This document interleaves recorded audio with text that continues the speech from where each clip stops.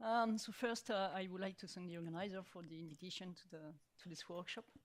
I'm going to talk about elastic instabilities and turbulence, even though I'm not sure that I'm still authorized to use this word now, in a viscoelastic system which are called giant micelles. Elastic turbulence is also named turbulence at low Reynolds number, or turbulence without inertia. And so it's a phenomenon which is well known to develop in a dilute and semi-dilute solution of long chain polymers. So in flows of dilute and semi-dilute solution of long chain polymers with barely any initial forces, and it is driven by elastic forces. So it's a phenomenon which has been extensively studied by Steinberg Group at the Weizmann Institute, and so they were the first to observe flows with power law structures, so very reminiscent of inertial turbulence, but with a negligible inertia in that case. There are still a fundamental question behind the understanding of this phenomenon, but there are also many applied and industrial challenges. And so indeed, elastic instabilities and turbulence are one of the main production limiting factor in polymer processing, such, for example, in extrusion. So this is when a polymer solution or a polymer melt flows out from a tube, and elastic instability and turbulence are likely to generate this very irregular flow pattern of the outflows, and so they are clearly to be avoided in many applications. But on the other hand, elastic instability and turbulence could be useful at a very small scale to create effective mixing and heat transfer. So at very small scale, so for example in microfluidic applications where inertia is completely absent. There might be, but I'll let the audience decide, there might be another interest in studying this kind of phenomena. So indeed, the flow behavior of a dilute polymer solution, for example, is essentially this one. So this system have a constant viscosity and elastic stresses. And so this kind of behavior is well captured by a purely elastic Dumble model. So this means that you can model the polymer molecules as two beads separated by a spring, and purely elastic spring. And it turns out that this model is linearly unstable in flows with curved streamline. So with respect to radial velocity perturbation. And so the base mechanism of this instability is the following one. So, as a result of a radial velocity perturbation, the Dumble will be deflected and stretched by the base flow. So this will lead to an extra tension along the streamlines, which in turn generate a radial pressure disturbance that finally amplifies the initial perturbation. So this is the base mechanism for the purely elastic instability. And in 2003, Ogilvy and Proctors drew an analogy between the purely elastic instability and the magneto-rotational instability. And so Hantaoji gives a nice talk about that on Tuesday. And so so the idea is that so there is this kind of analogy, or sketch here, with this mechanical model here, and so the magneto-rotational instability was discovered by Balbus, and so it is likely to drive the angular momentum transport in accretion disks.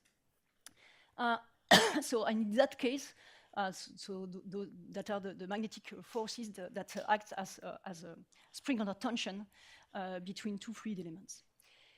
And so using this analogy, Ogilvy and Proctors establish a mapping between the equation of the purely viscoelastic Dumble model and the MHD equations with some hypotheses that have been recently relaxed by Mutabazi and co-workers.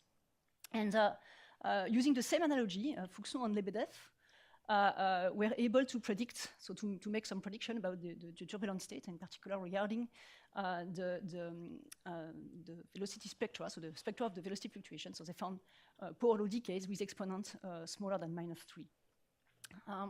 Okay, so So the idea is that maybe, I don't know, but maybe the study of this kind of fluid can be useful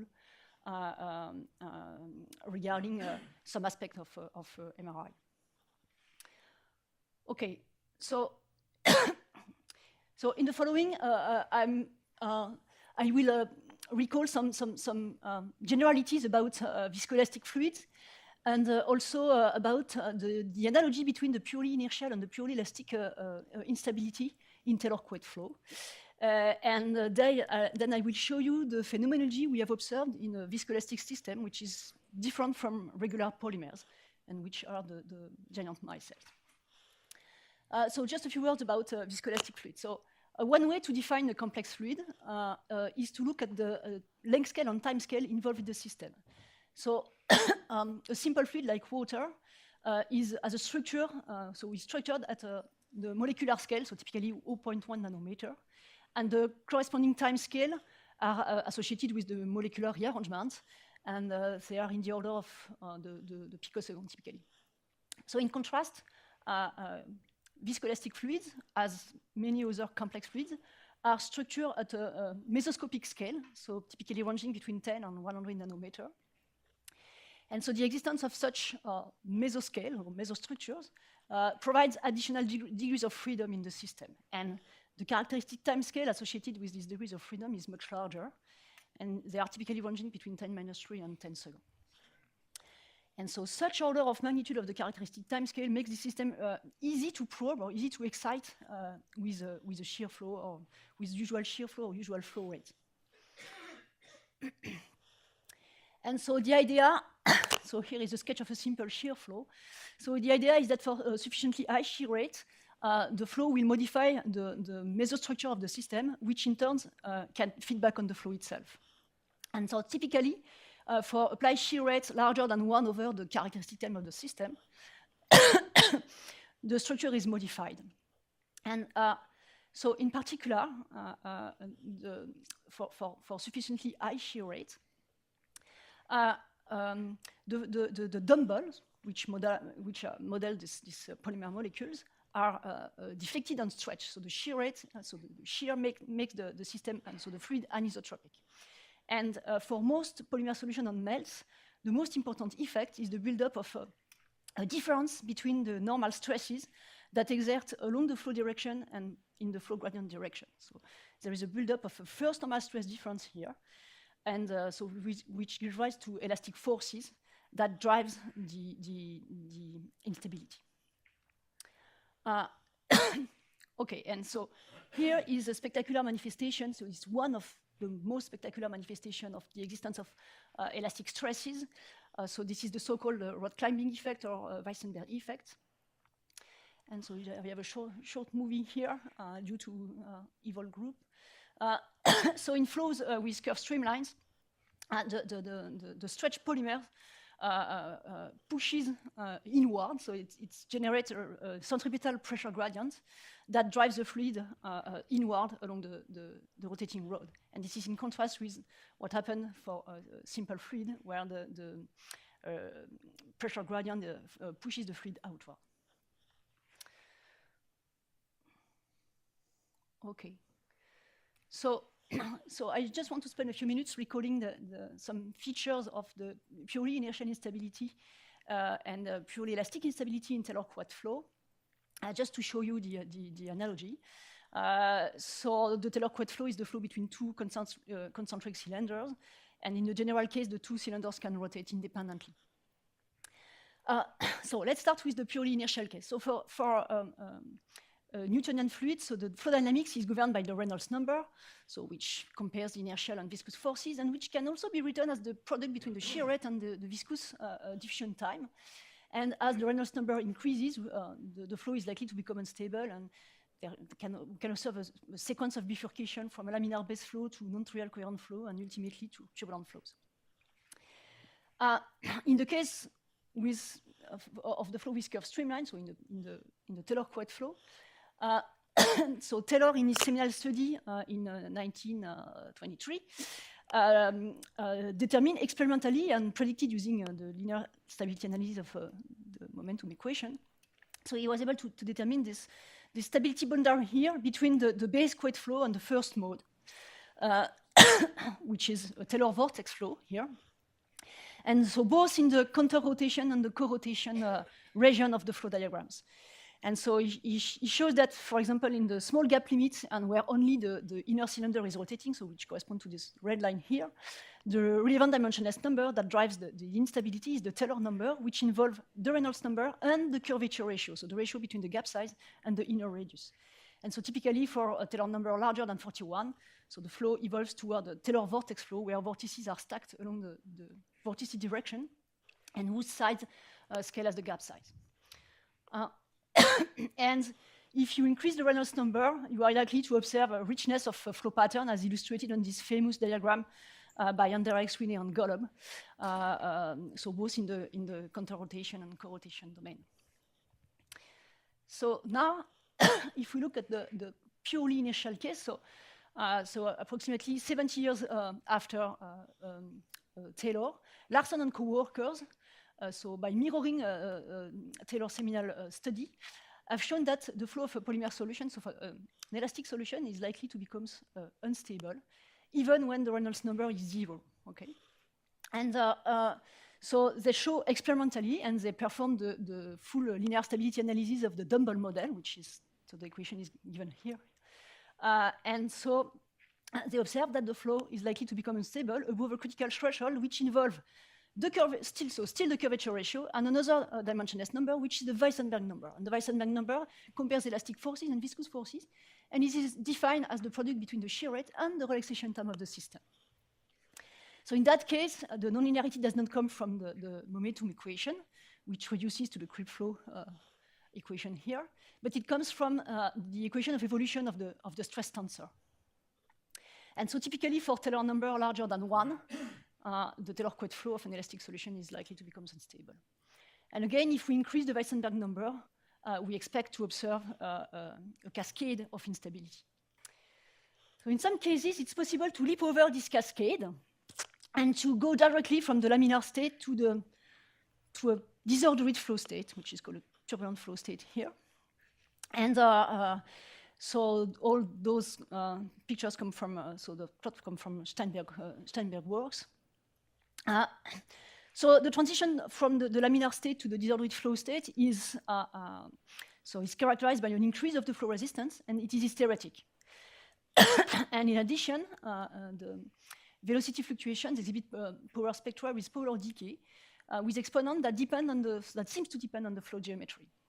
So in particular, in von Karman swirling flow, so in the flow between two disks, they were systematically found smaller than -3, while in the Taylor quake flow, they range between -2 and -1. Okay, so this was so all I described here is for the purely elastic case, and but the parameter space is huge. So as illustrated on this diagram here. So here I have extended the Newtonian plane explored by Anderegg and Sweeney and many others by adding an axis which stands for the elasticity number. So this is the ratio between the Weissenberg number and the Reynolds number. And so depending on the interplay between elasticity and inertia, you can expect different flow regime where they will compete. Okay, so this is the purely elastic case. But you can expect so different flow regimes, so different routes towards the disordered flow, and disordered flow with different statistical properties depending on the position here. So my gram told you about this regime here in the tube, I think, on Monday. Okay, so until recently, this kind of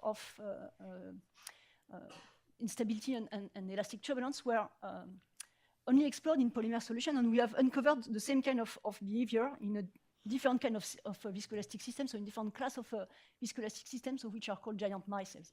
So what are giant micelles? So this system looks like elongated and flexible cylinders, which result from the self-assembly of surfactant molecules.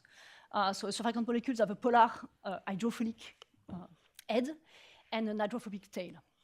And so they self-assemble to form aggregates of different morphology, and giant micelles correspond to cylindrical morphology. And so in most cases, so in a large range of concentration, they exhibit a single relaxation time. And in contrast to polymers, they have the ability to break and recombine continuously under the effect of the temperature. So that makes them insensitive to irreversible mechanical degradation, especially in disordered flow regime. So no, that's a difference. So I can. Yeah, exactly. But this so as you will see, they exhibit elasticity, especially when they become entangled, right? And so they exhibit a very rich nonlinear behavior depending on the concentration range. So in the dilute regime, where there is no interaction between the micelles, the flow behavior is the following one. So it exhibits some shear thickening, so which means that in some range of shear rates, the viscosity of the system increases. And this is just due to a change of the mesostructure in the system. So we'll come back on this. You've drawn that as a sharp onset. Yeah. Yeah, it is. And in the semi-dilute regime, so where they are entangled, there are two types of behavior. So the most standard behavior is shear banding. So this corresponds to shear localization effect. So I will explain this in the next slide. And they can also exhibit shear thinning. So just the viscosity of the system decreases by increasing the shear rate. Okay, so just very briefly, a few words about. Yeah. So this single relaxation time behavior. Yeah. If I remember right, it takes place in some part of parameter space, but not. Yeah, it's so all the semi-dilute. Yeah, all the semi-dilute micelles exhibit a single relaxation time. In this range here, it's not the case. You have spectrum of relaxation time, but so yeah. But here you have a transition, and the transition is from this state to this kind of state. Yeah. Okay. So just a few words about the tools we have used to explore this system. So I will skip the details. So the only idea to keep in mind is that we are able to image the flow in a radial plane here. So using laser sheet or white light, whatever. And we are also able to image so a velocity map in that plane using ultrasonic velocimetry experiments, so which gives us the base flow as a function of r, z, and time. Okay, so let's start with the first example. So I start with a shear banding giant micelle. So in that case, the Reynolds number is typically 10 minus 4. So the elasticity number is much larger than 1, so we are in the purely elastic range. So here is the shear stress response of the system as a function of the shear rate. So the shear stress is composed of two increasing branches separated by a stress plateau which extend between two critical shear rates. So a simple picture of that is just so there is similarities with the liquid-vapor transition at equilibrium. So you can think of that to understand what happened here. So the two branches here correspond to two different states of the system. Along the low shear rate branch, the micelles are entangled or strongly disordered, and along the high shear rate branch, they are strongly aligned along the flow direction. So if we apply a shear rate along the low shear rate branch, we observe that the velocity field is linear, as expected for a Newtonian fluid. And if we look at the system between cross polarizer, we observe nothing special. Now, above the first critical shear rate, the flow becomes unstable, and it evolves toward a banded state where two shear bands, so two bands of differing viscosities and different shear rate, coexist at constant stress. And the high shear rate band is birefringent. So if we increase the shear rate, we just change the relative proportion of each band according to a simple lever rule. And finally, if we reach the end of the stress plateau, so the induced phase, which is strongly aligned, fills the wall gap of the Taylor quad device. And the flow is homogeneous again. Okay, so this is a system where we have shear localization effect, which is something which is ubiquitous in complex fluids. So now let's look at the radial plane. So if we look at what happened along the low shear rate branch, we observe nothing special. So this is the view of the gap of the Taylor quad device, right? So now, here is a short movie that illustrates what happened if I share the system at a constant shear rate along the stress plateau. So the left-hand side corresponds to the inner rotating cylinder, and the right-hand side corresponds to the fixed outer cylinder. So at constant shear rate, we have the formation of the bonding structure. So the high shear rate bond is bright here, just because it's slightly scattered, if it scatters light. And the low shear rate bond is here. And as time evolves, you can observe that the interface between the two bonds undulates along the vorticity direction. So I can play the movie again, but using white light. In that case, we lost the contrast between the two bonds, but we are able to image the interface here. And so what we observe in that case, after some time, so the interface at constant shear rate is initially flat between the two bonds. And as it starts undulating, concomitantly, we can observe the development of Taylor-like vortices, which are located in this high shear rate band. So this is this band which is unstable, okay? And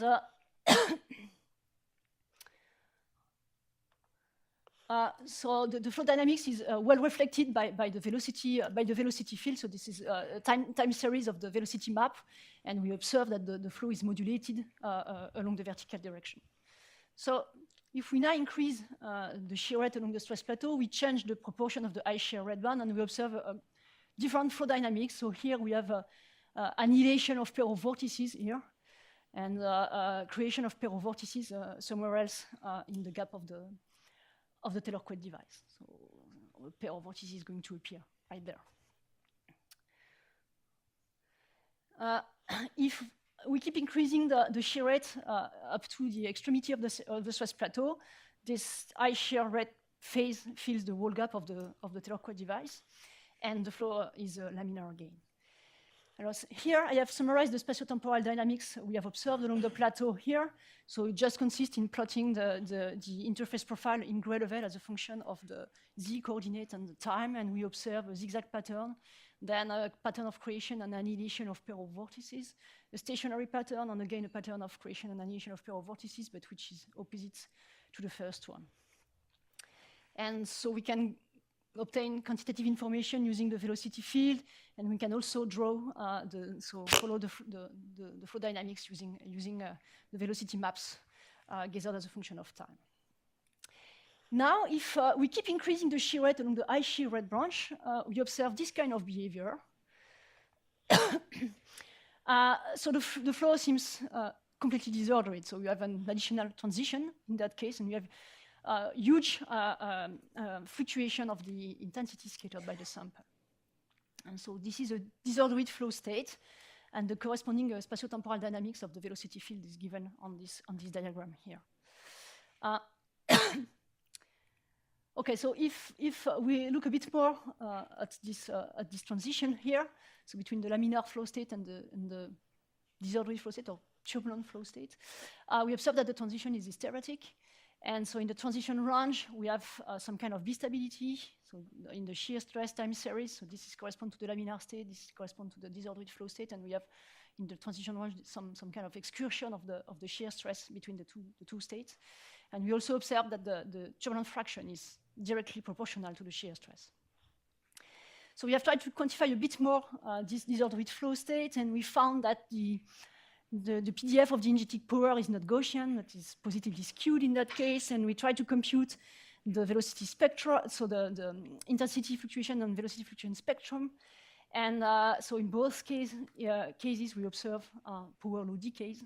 So I don't know if I have sufficient decay here to conclude, but so the exponents are different from what has been observed in polymer solution in Taylor-Coed device. Something which is a bit striking too, and maybe somebody in the audience could have an idea. So we do not find the same exponents in the frequency range and the wave vector domain. And so it means that either the Taylor hypothesis is not valid or that the disordered flow state is not isotropic. I don't know. If someone has an idea, I will be happy to take it. So all these features are strongly reminiscent of what has been observed for polymer solution, even if there are some differences. So I don't know if I can qualify this disordered flow state as turbulent flow state, elastically turbulent flow state, but it strongly looks like this. Just to finish on that particular case, in the purely elastic range, I can show you a slightly different situation. So So in that case, the route towards the disordered flow state is a bit different. So I'm sorry, there are many bubbles in the system here, but if you look at the motion of the bubbles, we can observe that the flow is strongly elastic. So in that case, the transition toward the turbulent flow state happens right across the bending regime. So you can observe this turbulent burst that disrupt the high shear rate band. So the route towards the disordered flow state is a bit different in that case. Okay, so let's turn to the case of purely shear thinning giant micelles. So you can go continuously from shear bending to shear thinning just by decreasing the surfactant concentration. And so we finally end up with this blue curve here, so which is purely shear thinning. And so when we ramp the shear rate up and down, we observe no hysteresis in that case. And if we follow the flow pattern using this kind of protocol, we observe the same pattern by increasing and decreasing the shear rate. In that case, we have a transition from the base quake flow to standing vortices for Weissenberg around 76. And then we have disordered flow state here. And if we compute the elastic Taylor number or the inertial Taylor number at the first transition here, we observe that they have the same value. Yeah. Yeah. It was dilute case before you showed before, or dense case without the experiment? So the previous case or this one? Previous case. So the previous case. So the picture is right there. So it's a midi-dilute. Okay. It's a case where the micelles. Okay. So we are semi-dilute and we are semi-dilute. Okay. The previous case we are still semi-dilute here, but so the mesh size of the network is larger. Okay. But we are still semi-dilute here. Okay.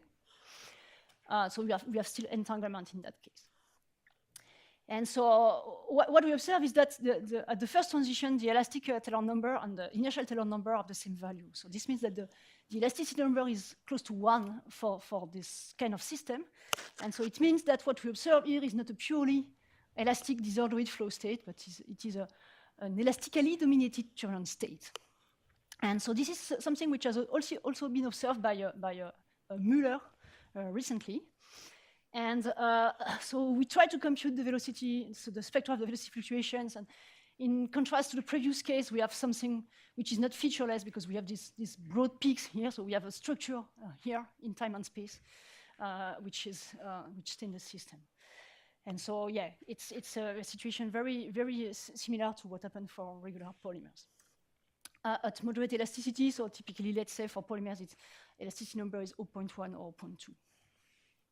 Okay, so now if I go to the dilute case, so this is this case here. So basically, the viscosity of the system in that case is the viscosity of water. Okay, and what happens for this kind of system, if you increase the shear rate, is that you observe a jump in the viscosity, and so during this jump, you have the buildup of a new structure. So what happens is that the morphology of the micelles does not change, but they grow in size until they get entangled. Okay, they get slightly entangled, but sufficiently to generate elasticity. And an important point also is that when you share the system in this region here, so in this viscosity jump, you need an induction time to generate, so to build up the new elastic phase. So I just want to illustrate this case with two different shear rates. So this is the same sample at 2 different temperatures. And so we apply a constant shear rate and we observe as a function of time what happened. So here is the first case. So this is the velocity map in the radial plane. This is the spatiotemporal dynamics, which is built from the value of the velocity at mid-gap. These are velocity profile at different height along the z direction. This is the shear stress recorded as function of time in the same time, and here this is the slip velocity measured at the inner wall. And so when you share this system, so initially the velocity profile is linear, and so you have nothing special in the spatiotemporal dynamics. But once the shear-induced structure builds up, the elasticity in the system increases, and the flow is destabilized, and we end up with this disordered flow state here. So, and you can see that the shape of the profile is completely changed in this region here. So we started with a system with no elasticity, so the Reynolds number is large, and the elasticity number is 0. And we end up with a final disordered flow state where elasticity dominates. The other case is a bit more complex. In that case, at the very beginning, so the flow is homogeneous, and then we have this first instability. And if you compute the Reynolds number, so the Taylor number here, so it's larger than 41, and so this structure here is purely inertial. But after the induction time, when the shear-induced structure builds up, this Taylor vortex flow is completely modified due to the elastic forces, and we end up again with a strongly disordered flow state. So we did the statistical properties of this disordered flow state remains completely to be characterized. So for the moment, we have not at all studied the properties of this case, but we know that so by just computing the dimensionless number, we know that we end up with a state where the elasticity number is larger than 1, and we have competition between inertia and elasticity, but elasticity dominates. Okay, so I can conclude. So I try to show you that elastic instability and turbulence can develop in another class of viscoelastic systems, which are giant micelles, which are different from regular polymer. And the disordered flow state can be observed in a large range of elasticity numbers. It's not only purely elastic. So this system may be an alternative to regular polymers to study the statistical properties, in particular because they are insensitive to irreversible mechanical degradation, which is a real problem with polymer solutions. They exhibit a complex nonlinear behavior, so they cannot be bundled by the simple Dumble model, but so exhibit a shear localization effect or shear thickening, which are connected to the development of a new mesostructure with enhanced elastic properties. And this new structure, the emergence of this new elastic structure, which are responsible for the instabilities and the turbulence in this system. So yeah, the big question is, what are the underlying mechanisms? So comes back to your question at the very beginning. So for the elastic turbulence, there is no elastic counterpart to the cascade picture in inertial turbulence. And so sometimes the cold strike transition is used to explain some phenomena in elastic turbulence, such as intermittency and energy transfer. But the problem is that, there is no cold state in giant micelles. So the cold strike transition is unlikely to develop in that case. Okay, so I just mentioned at the end that there were some wall slip in the turbulent state, and this is something which is ubiquitous in this system, whatever the concentration range. We systematically observe large wall slip when the disordered flow state develop, whatever the concentration range. Okay, so I didn't talk about, so I talked only about N1, but there is also a second normal stress difference in this system, which is likely to stabilize the flow, and so we may wonder whether we can derive, for example, a general instability criterion, which includes the role of N2. There is a question about the dependence on the flow geometry. So I showed in a previous slide using data by the Steinberg group that the statistical properties are different in Taylor-Coed flow or in von Karman-Swirling flow. So the data in Taylor-Coed flow are rather scarce, and so it would be interesting to systematically study the dependence on the flow geometry of the statistical properties. So just to come back to the initial motivations, So I don't know, maybe this system could be used to give some insight of phenomena that happen at very large scale, for example, by studying this kind of instability in the Keplerian regime. So I don't know if it could be interesting. And another question regarding the applied challenges is to find a way to control these instabilities. The idea we have for the future is to try to control it using the boundary conditions. So just to play with the boundary condition, the roughness, the softness, just to see if the fluid structure interaction can modify the threshold. Okay, so I'm out of time. So just would like to thank all the people who contributed to these works over the past years, and you for your attention. And yeah, I'm done here. Thank you. Okay, so yeah, please.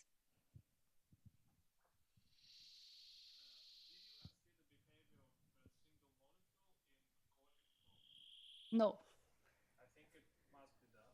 Because that, so when you cite, it's good to cite Lumley because he asked this question in 70s and he was really kind of contributing this thing very much.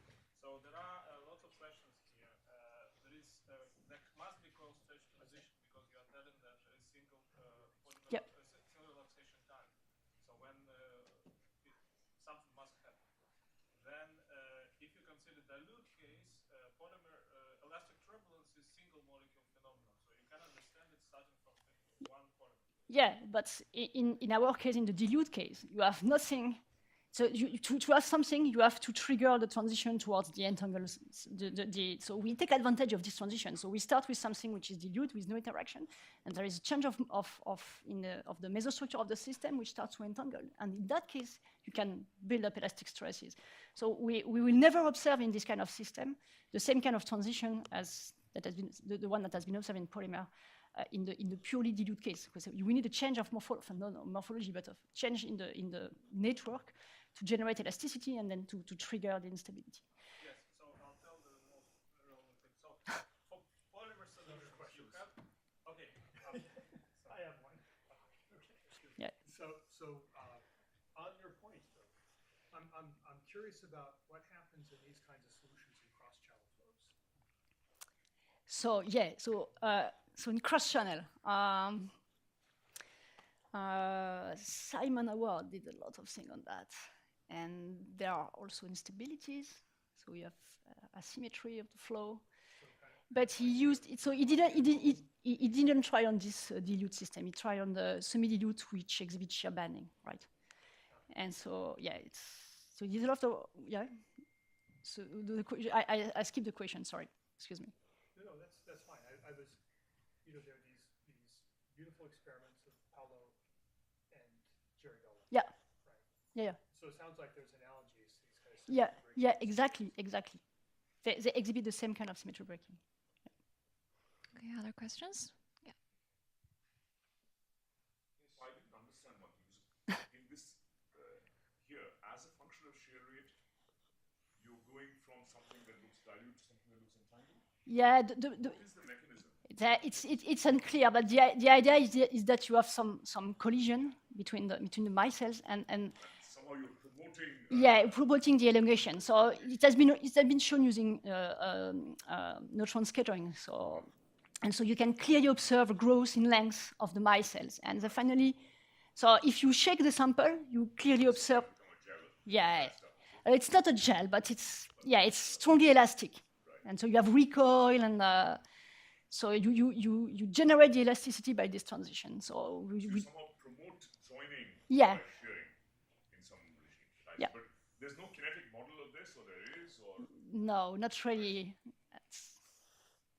So Cates tried to do something like that, but he used a ring-like structure, and so they are not likely to develop in this. So they have not been observed in this system so far. So. Okay, I think we run out of time. I will keep my question in the discussion part. Yeah, sorry. Okay, let's thank the speaker again. Okay. So I'm pinch hitting for somebody. So you just put this together on the fly. So I hope I'm cogent and coherent.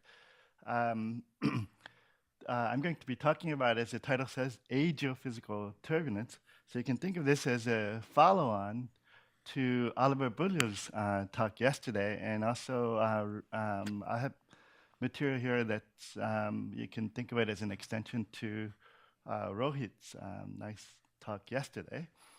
So mainly the application that I've been thinking about lately is for exoplanets and neutron stars, flows on the surface of neutron stars. But let's see. So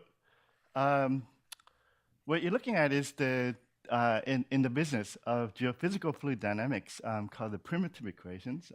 This is the essentially Navier-Stokes on whatever geometry that you care to study. If you're trying to study climates and so forth, it's usually written down in spherical coordinates.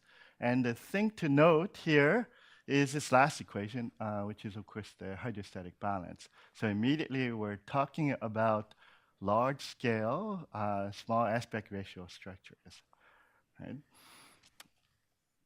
What makes this talk sort of geophysical is that at least for the Earth and all the planets in the solar system, in the momentum equation, the pressure gradient is very well balanced by the Coriolis term here, right? And then the ageostrophic part just means flows in which the balance isn't so good, okay? Now, usually, if you try to solve the primitive equations, it's horrendous. There are no general solutions known. And even trying to solve the equations numerically is a nightmare. So if you're interested in studying things like mechanisms in particular, you might want to try and rationally reduce the primitive equations. And this is one rationalization. You assume the flow can be decomposed into a vertical and horizontal part, and vertically integrate the primitive equation that I just showed you. And what you can wind up is a set of 4 equations, one for the horizontal winds, and one that's sort of a temperature or pressure-like term, and this is the equation for entropy, if you will. So what this describes is a single layer fluid that has variable depth, either by undulating surface or both undulating surface and bottom. The former case makes the single layer a homogeneous layer, homogeneous density layer. The second case makes it inhomogeneous. So if you're dealing with flows that have markedly different temperatures from one location to the other, you have to use the second set of equations. The first set of equations is a very well-known set of equations in geophysical fluid dynamics called the shallow water equation. Okay, so you can think of that as the homogeneous shallow water and this inhomogeneous shallow water. James, Yes. is kappa some coefficient of thermal expansion? Oh, sorry. So kappa is the gas constant. So it's for ideal gas, it's 2/7 for diatomic gases. The A naught is sort of vertical shear factor, which you can set to 1 for most purposes. Anything else that I need to explain? This is, in normal shallow water, this will be like the height term, and this will be like the bottom boundary term. All these are just whatever your favorite forcing and dissipation would be. It looks scary, but it isn't. If you set A naught equal to 1 and let kappa go to 1, then it reduces to your shallow water equation. Okay? Yeah. I particularly like it because there's a huge set of machinery already available to solve the shallow water equation, and to solve these set of equations based on using those tools is fairly simple. All right. We all heard about inverse cascade a lot this workshop, so just a demonstration of what inverse cascade means in physical space. You're looking at the so-called potential vorticity. Never mind what that is, just for those of you who don't do GFD, just think of it as a tracer of the fluid. It is a materially conserved quantity. And you're looking at flow on the sphere from top down, looking down from the North Pole. And you're seeing vortices undergo mergers, which signify inverse cascade. And that usually shows up as the centroid of the energy spectrum moving towards the low wave number regime. Okay? This, if you, this happens in principle, whatever rotation rate you have, but I happen to be showing you a picture from a fairly slow rotating sphere. If you turn the rotation off completely and integrate for a long time, what happens is eventually it goes to, long time means many, many, many thousands of eddy turnover times. It goes to a vortical quadrupole, 2 plus 2 minus, and that's one of the only true manifestation of spherical geometry. That is, on the same situation on the plane will form at the end a vortex dipole, a plus and minus. This happens because the first total mode on the sphere corresponds to angular momentum. And angular momentum is a conserved quantity. And if you think like a quantum mechanician, that is a forbidden state. So it doesn't make transition, the energy doesn't make transition to that lowest mode. The next available one is the n equals 2 mode, where n is the total wave number, and that corresponds to the 4 vortex mode. The 4 vortices are chaotic. Their motions are chaotic, so once they form, they just kind of revolve around, and you can't predict exactly where each vortex is going to be. Okay, so that's the background. Yesterday, Oliver was talking about geostrophic. So in terms of dynamical parameters, there are, for now, 2 main ones. That's the Rossby number, which is a measure of the vorticity compared to the background rotation. Or if we're talking about planets or stars, the rotation rate of the planet or the star. And then a quantity called the Froude number, which is the analog, our analog of the Mach number. In this case, since we're talking about subsonic speed, so shallow water is derived based on the fact, starting from the fact that the fluid is incompressible. So there's no sound, of course, in that system. However, it permits gravity waves or buoyancy waves.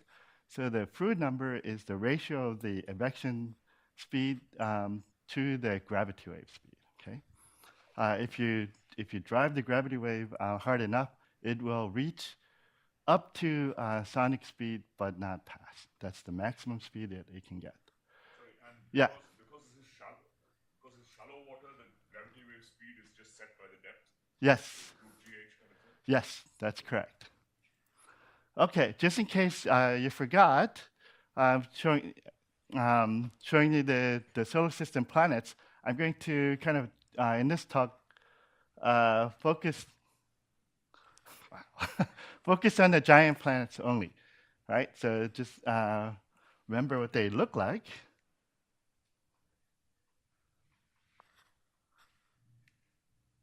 All right. And I want to show you some numerical experiments, much like the ones you saw yesterday. However, yesterday you saw solutions using the non-divergent form of the shallow water equation, if you will. This is fully horizontally divergent shallow water equation. And the experiment you're seeing is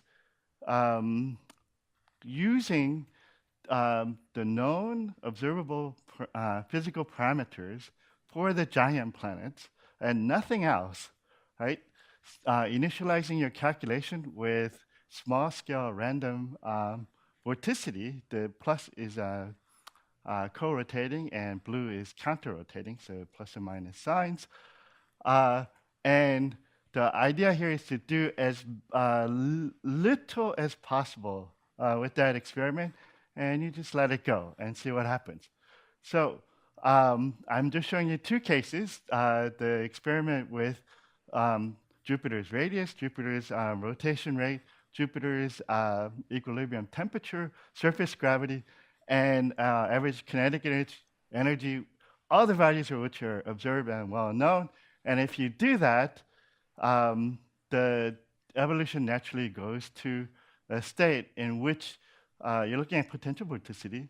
Not only do you have multiple banding or jetting, right? Those are the alternating tight and relaxed gradients of potential vorticity.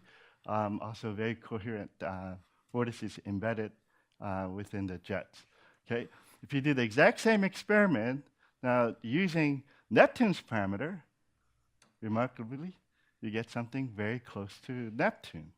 Right? Now I don't want to tell you that this is a perfect model and it predicts everything, but it, given that it's such a simple model and all you're doing is putting in observed parameters, it does incredibly well. Okay? In fact, those banding, as I alluded to, corresponds to jets. So what you're looking at is the observed jet pattern on the left column and the corresponding jet pattern coming out of the simple calculations. And it does pretty well. Namely, it gets the jet widths, the rough number of the jets, the amplitudes. But you'll see that the one thing it doesn't seem to quite get, and that is the equatorial jet seems to have reverse sign for Jupiter and Saturn only. It does perfectly fine with Uranus and Neptune. Okay, now we know there's something missing, right? Can I ask a question? Yes. So you're using a shallow water model, Mm-hmm. and somehow that fits in with simulating a gas giant? Yes. Okay.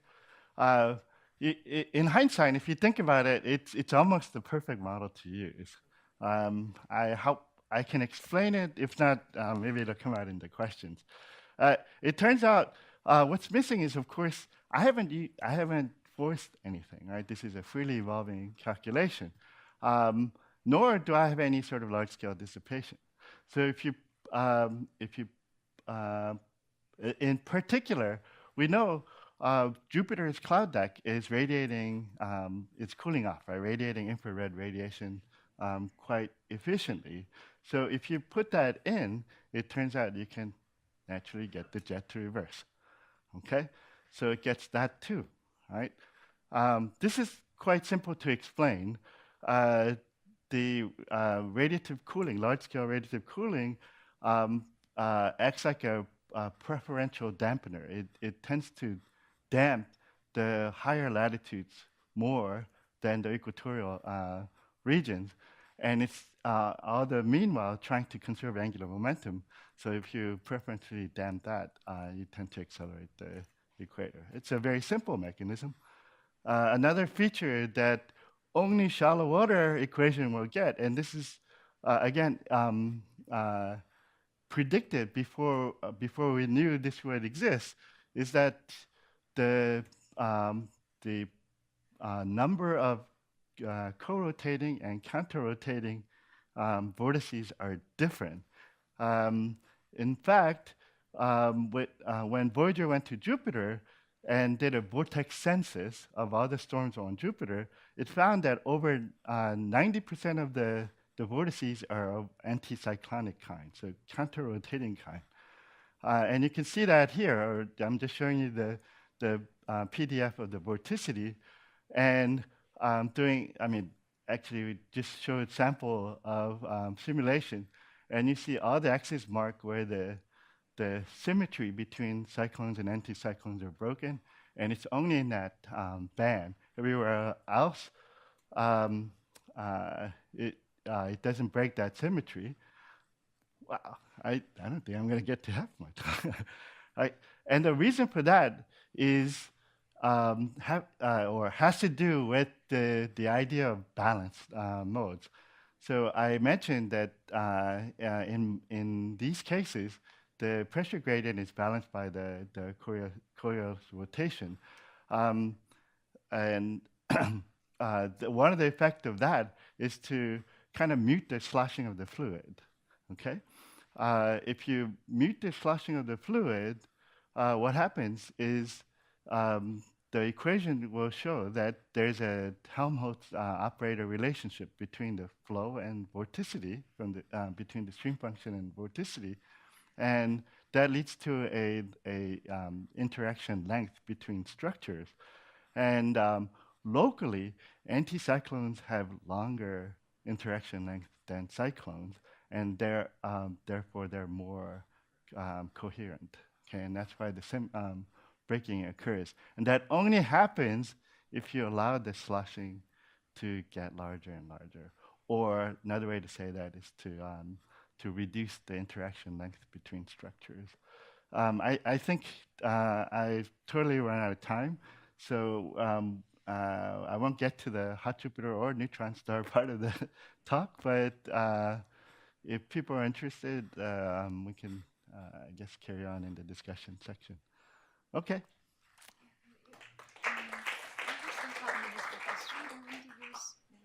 Oh, the boss says I have 5 minutes still for discussion. So if people, now and it jumped to 50 minutes. And do you want me to keep going, or would you like to ask questions, or would you like to hear the talk through the questions? It's up to. I'd like to see the neutron stars. Wait, at least some MHD things. How about that? I think. Okay, so in 4 minutes or so, I will try to do my best. So let me first, before that, set the stage and get you to think about hot Jupiters. Okay, so we're only talking about Jupiter-like planets because, from a modeling standpoint, those are the most sort of ideal planets to think about. You're not screwed by mountains or oceans underneath, right? So if you ask an artist, what do you think a hot Jupiter will look like? You tend to see this almost always. Essentially what it is Jupiter, and then you change the color on Jupiter, right?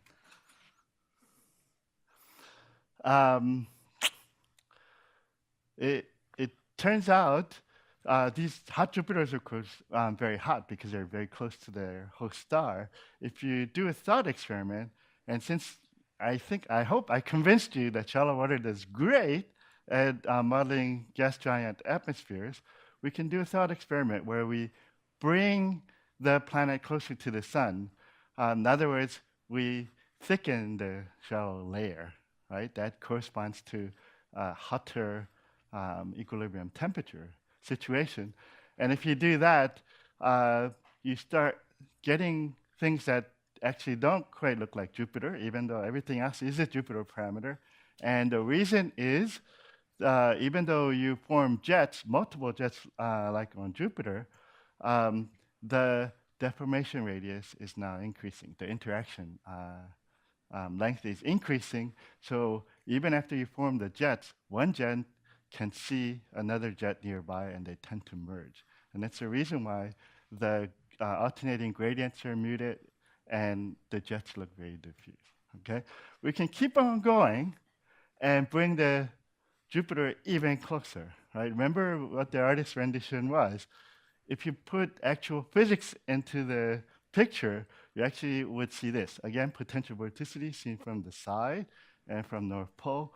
And what you get is preferentially cyclonic polar vortices, lots of wave breaking.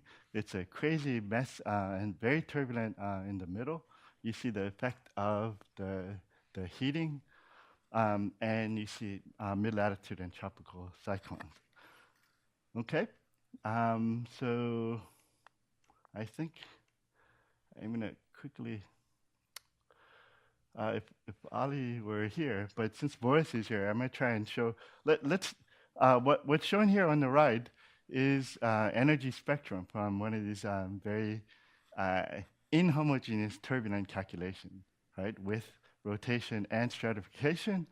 And it turns out in this ageostrophic condition, not only do you form vortices and jets, which are very essentially laminar kind of structure, you also form very high amplitude gravity waves, right?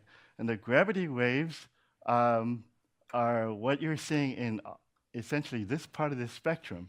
If you're not well resolved, if you don't have enough resolution, if your calculation is done poorly, in fact, you lose all this, right? And you'll wind up over dissipating everything else, right? So it's one of the points I would like to make in the talk. And then finally, let me just jump to magnetic case. So here, it's easy to do MHD shallow water calculation. All it really requires is adding a Lorentz term and then the induction equation. Okay. So now you introduce one more parameter, the so-called plasma beta, which is equivalent to the Mach number, but with magnetic field, right? So the reference velocity is now the Alfvén velocity. That's the velocity when you perturb the magnetic field. That's the velocity induced on the magnetic field. Okay, last slide.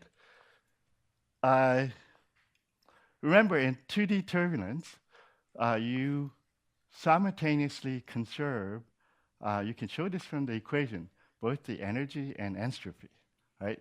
The energy inverse cascades, meaning it goes upscale. When you introduce rotation, there's an, roughly speaking, an arrest scale in which the inverse cascade is stopped. It is, at that point, it radiates Rossby waves, or planetary waves, those undulations of the potential vorticity, and the jets are created, okay? Now, that's because of the equation, the properties of the equation. When you add the magnetic field in there, you destroy that those conservation laws. What's now conserved is the magnetic potential, right? Not the, and the energy doesn't inverse cascade, okay? So even though there's rotation, since there's no inverse cascade, the system has nothing to stop, so it cannot create jets, okay? So jets are destroyed, and this is actually, Earth is half a Gauss. So you might think this is quite large, but compared to a neutron star, this is already still 5 orders of magnitude smaller in magnetic field value.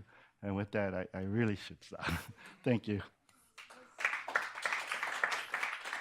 So yeah, I'm James, number 2. And I'm going to be talking to you about this anisotropy that I've been studying for the last kind of 6 months in the column density, so like the observed density of these highly magnetized supersonic turbulence simulations that I've been playing with. So actually this in the background is actually the 10,048 cubed supersonic simulation that my supervisor, Christoph, has been playing with for the last couple of years. Unfortunately, I won't be talking about this, but I am part of this project, and this is a really exciting simulation. Hopefully we'll show you some results next year. Yeah, so I can't remember, someone on Tuesday said they got here from Boston on a kind of like sled with all these dogs. So I came here obviously on a kangaroo because I'm from Australia. And I really did. I mean, this is the flight that I took, this Qantas with the kangaroo in the back. Yeah, so it's very nice being here. Thanks so much for the organizers too. By the way, Australia's on fire at the moment. It's not so nice.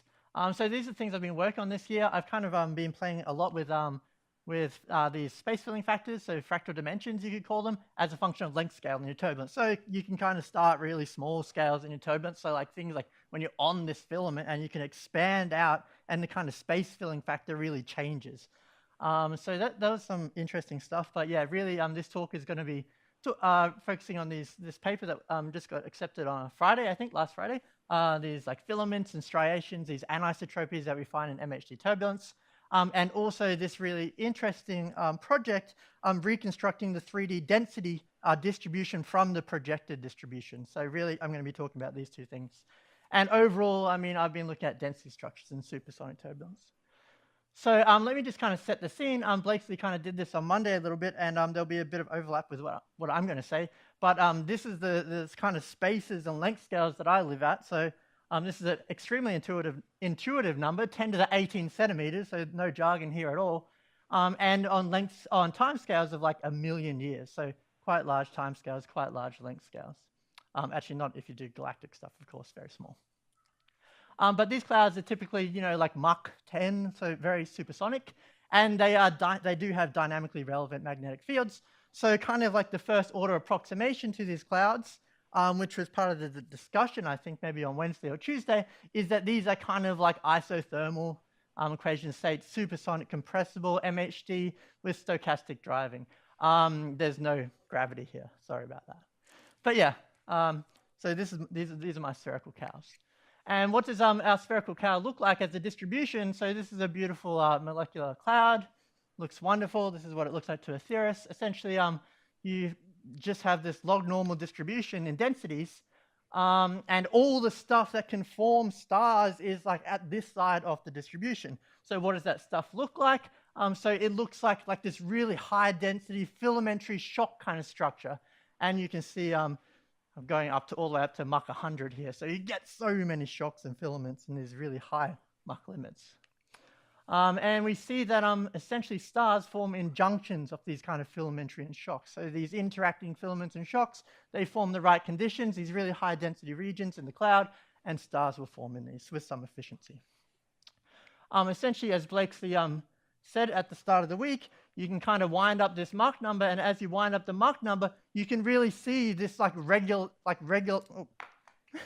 this regulation process. The regulation process and how turbulence really regulates the star formation rate is essentially it sets the width of this distribution, but it also moves the critical density across at the same time. So it's kind of a battle between the width of the distribution and also this critical density. And this critical density is some function of like the magnetic fields, the Mach number, and the gravity, and then the dispersion itself, the density, the variance of that distribution is also set by the Mach number, the type of driving that you do, and also the magnetic fields. So this is where we play in star formation at the molecular cloud level. So you can see in these equations how you actually calculate the star formation rate. They rely on the 3D density, but we only really observe the projected density. So these 3D density statistics are highly important, and we want to try to map the essentially projected density statistics, the density statistics of the column density to these 3D statistics. So what does that look like? Just to remind you what these kind of, there's my spherical cow, by the way, it's definitely a cubic cow. But yes, so we have here the projection, we have here the projection, this is the column density. Down here, this is our line of sight as an observer. And I'm just showing down the bottom here the distributions at different, essentially Mach numbers and alpha Mach numbers. You see these are two different distributions. These are quite different things. So how might we do that? Well, we can start with some really cool relations in the power spectrum. So essentially, if you integrate over the power spectrum of a periodic field with a mean of 0, you're going to get back the variance. So in that first mode, that contains the mean. When you take out your mean off your field, you remove the first mode of the power spectrum, and the rest of the power spectrum is just the smeared variance over all scales. So we can integrate this guy, and we just get back the variance, the dispersion. You can also show that essentially the Fourier transform of the column density is kind of proportional to a Fourier transform of a slice of the real density. And so you kind of reduce it to this kind of problem where you want to integrate over the 3D power spectrum of your cloud. This is the thing that's important. We want to get this dispersion. And we turn this into a problem of integrating over the column density power spectrum multiplied by some factor. But we don't know what this factor is. Well, we do know what it is actually for an isotropic cloud. It ends up being this really simple kind of, you take the column density power spectrum and you kind of rotate it in 3 dimensions, and then you'll get out the this velocity dispersion. So I hope that makes sense. But in MHD turbulence, which I said to first approximation are our molecular clouds, we have these eddies that are highly elongated along the mean magnetic field. At least that's what we think. So we have this anisotropy kind of built into MHD. So we have to deal with this anisotropy. We can't use this isotropic approximation and think that we can still construct these density dispersions properly. So how do we explore this kind of anisotropy? Well, this is the thing that I've been playing with. So these are my 20 simulations from essentially very supersonic Mach numbers down the bottom here. This is all Mach 20. And then very subalfanic turbulence. So this is all in the subalfanic regime, Mach alpha 0.01. So this is like a beta range from like 50 to 5 times 10 to the negative 5. So a large range of different parameters here. And these are 10 turnover times, essentially. So here up here, you can see some extremely anisotropic behaviors. So you see these beautiful kind of striations appearing, all these striations that run up along the magnetic field. And then down here in the high Mach number case, subalfanic still, you see all these perpendicular shocks running across the magnetic field. And I mean, there's lots of statistics that we can take from this. These are the first 4 moments of the distributions. And I just wanted to show you this really quickly, just to show how different these distributions are. You know, there's not even a constant scaling between the 2 variances of the distribution. You see these differences here aren't scaling the same way across the distribution. So there's not like a constant factor between the variance even. But yeah, these distributions are very, very different. Okay, so now I'll take you to this kind of just exploring the anisotropy in these 20 distributions, these 20 simulations, which is what we have to do first. If you want to do these reconstructions, then we have to explore. Yes, Lexi. 20. Do you really trust that you're capturing all the fluctuations at Mach 20 in terms of the variance? I think there was a study by Dan Price and Christoph where they were saying that they weren't able to capture the variance at those Mach. So why would that be? Numerical effect. Oh, okay. Okay. Yeah, possibly. I'm not too sure. I haven't looked into it. Do you actually believe that term? Yeah. That is a good question. I'm not sure. So let's, anyway, play with the power spectrum. So the power spectrum is an interesting quantity, the power spectrum of the column density. And this is what an isotropic power spectrum looks like, by the way. So here we have our scales that are perpendicular to the magnetic field, and here we have our scales that are parallel to the magnetic field. And you see this has perfect rotational invariance. This is an isotropic power spectrum. So this is for the case when the magnetic field is really weak, Mach alpha 10. And there's some really cool parallels here with Starry Night. I think Blakesley pointed this out at the start of the talks again. So you can take Starry Night, you can reduce it into its channels, you can look at the power spectrum of these channels, and you see also Van Gogh liked to paint these isotropic things as well. He wasn't so good at large scales, painting large scale isotropic, but very good at small scale isotropic things. Yeah. And by the way, this is Van Gogh with the actual supersonic simulation imposed in the background that I did the other day. Yeah, anyway, so we can measure the anisotropy very easily here. We can kind of get this anisotropy factor. We can fit all these like circles on the isocontours, and we can just measure the ratio between these axes, and you can get an anisotropy factor out here. And I thought this was probably interesting for you, Boris, because here I'm just using spectral amplitudes. There's no kind of scaling. There's no kind of slopes here. So this is what you were talking about yesterday. We should be using spectral amplitudes for anisotropy. Here it is. So we can do that for all of our simulations. We can average over a number of turnover times, and we get these really interesting structures here. So essentially, the anisotropy only really comes in the subalfanic regime, and you get these 2 distinct modes. You get anisotropies kind of along K-perp, and you get anisotropies along K-parallel.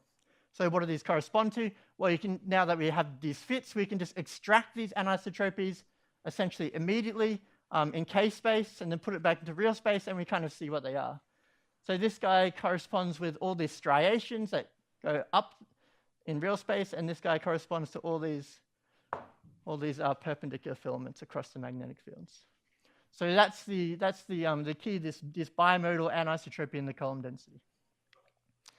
The whole idea behind these things is that you essentially have these magnetosonic fast waves that travel through the fluctuating magnetic fields, and they create these like overdensities that run parallel with the magnetic fields. but then you also have this hydrodynamical flow that's flowing really fast up the fields and creating these really strong perpendicular shocks. And we can actually see that, so we can take our simulations, draw a bunch of velocity streamlines. Here I've convolved the streamlines with the divergence of the flow. And you see all this hydrodynamical flow flying up the streamlines, creating these extremely divergent, negative divergent structures, these hydrodynamical shocks. And you also see this kind of transient magnetosonic wave moving through the flow like this big structure here. Very cool. I like that picture. So this anisotropy is really quite, as you expect, it's really quite complicated. It's a scale-dependent anisotropy, which we see in MHD, in the energy spectrum as well. And so we do some averaging over the scales, and you can get some interesting relations. So essentially, as we saw in the 2D case, the alpha Mach number kind of controls the anisotropy, so whether it's on or off. So as you go to very low alpha Mach number, you have anisotropy. As you go to really high alpha Mach number, you have no anisotropy. So it's perfectly isotropic along this line. And then essentially, like in the Mach number, the Mach number kind of controls this kind of power law that the anisotropy has. So if you have a power law of 0 here, the constant, you're completely isotropic. But as you ramp up the Mach number, what happens is this power law kind of steepens. So very interesting. So I guess just to summarize, these kinds of anisotropies are associated with these magnetosonic waves that we see in the column density of the MHD turbulence. And these kind of anisotropies, and we're not too sure why, but it seems like Mach 4 is kind of this critical transition. I'm not too sure why at all. But you see the contours have these kind of lack of diagonal modes. All they are full of is these striations and these shocks. But here you get something much smoother. So this Mach 4 is kind of the transition between these two different modes of anisotropy in the column density. We can just kind of do a hand-wavy application here. So BRIC is this CMZ cloud, which Christoph, my supervisor, studied in 2016. He did this very thorough analysis of it. You have the mean field components here in red. You have these filaments that he's identified here. And you have the power spectrum over there. So based on just, a kind of hand-wavy kind of application of just looking at our power spectrums and looking at this power spectrum, we would kind of predict that it's a highly supersonic cloud and that it has some kind of subalphanic turbulent regime as well. And indeed, if we measure it based upon these quantities in the 2016 paper, it's Mach 11 and Mach alpha 0.3. So it seems just to qualitatively agree. So I guess I'll leave you with this slide now. So yeah, I won't read it out. It's all there. Cheers.